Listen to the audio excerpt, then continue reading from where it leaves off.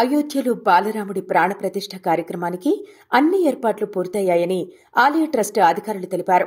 మైసూరుకు చెందిన అరుణ్ యోగిరాజ్ ఈ రామ్లల్ల విగ్రహాన్ని చెక్కారు.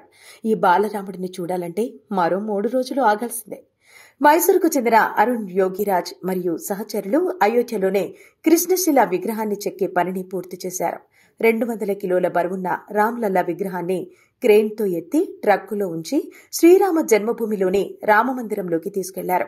విగ్రహం పూర్తిగా కనిపించలేదు. అయోధ్యలోని రామమందిరంలో ప్రతిష్ఠించాల్సిన రామ్లల్లా విగ్రహాన్ని పసుపు టార్పాలిన్తో కప్పబడిన ట్రక్కులో ఉంచి గట్టి భద్రతతో రామమందిరం వైపు తరలించారు.